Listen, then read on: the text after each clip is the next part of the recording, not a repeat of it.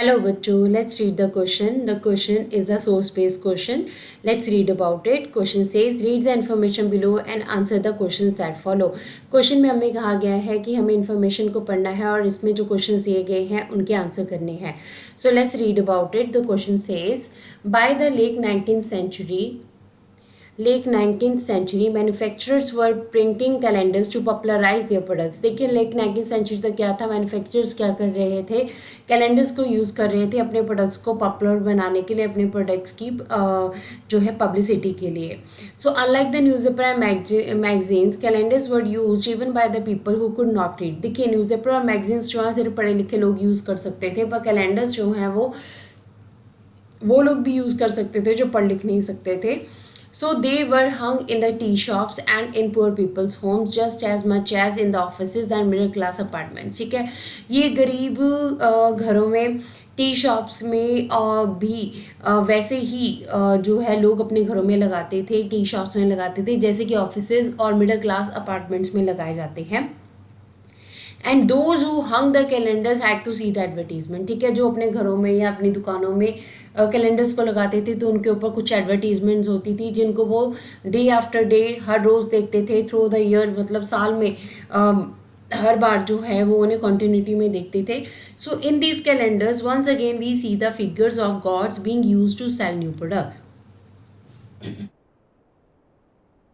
अब इन कैलेंडर्स में क्या था, हमारे पास प्रोडक्ट्स को जो है सेल किया जा रहा था किसके द्वारा, गॉड्स के द्वारा. तो गॉड्स की इमेजेस यहाँ पे थी.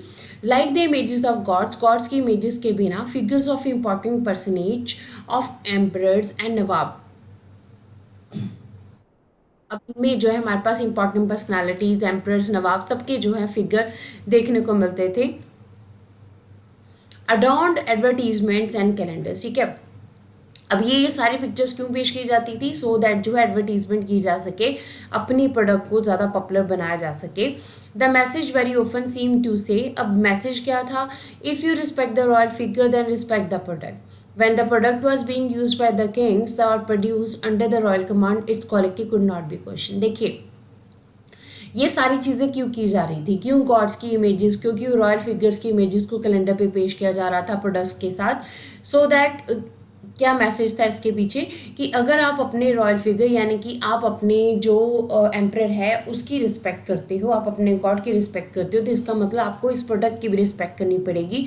अब ये जो प्रोडक्ट है वो किंग्स यूज़ कर रहे हैं, ये प्रोडक्ट रॉयल कमांड के अंडर बन रहा है, तो इसकी क्वालिटी के ऊपर कोई भी क्वेश्चन नहीं किया जा सकता, इसकी क्वालिटी बहुत अच्छी है.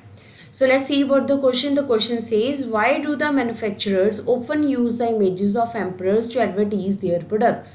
देखिए अब मैन्युफैक्चरर्स जो हैं क्यों एडवर्टीजमेंट के लिए एम्परर्स की पिक्चर्स को यूज़ करते थे, ये हमसे जो है वो पूछा गया है. So let's read about the answer. Answer says manufacturers use the images of emperors for advertisement. ठीक है, मैन्युफैक्चरर्स क्या करते थे, एम्परर्स की, नवाब्स की पिक्चर्स को एडवर्टीजमेंट के लिए यूज़ करते थे, प्रोडक्ट्स के साथ पेश करते थे.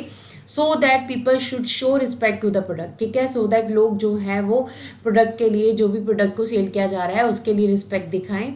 When the product was being used by the kings or produced on royal command, its quality could not be questioned. ठीक है, अब जब प्रोडक्ट जो है वो राजाओं द्वारा बनाया गया था, रॉयल कमांड के ऊपर ही बनाया जा रहा है, तो उसकी क्वालिटी के ऊपर कोई भी शक नहीं किया जा सकता. तो इस तरह से मैन्युफैक्चरर्स अपने प्रोडक्ट की पब्लिसिटी को बढ़ाने के लिए जो है, अपने प्रोडक्ट की सेल बढ़ाने के लिए किंग्स की इमेजेस को यूज़ करते थे.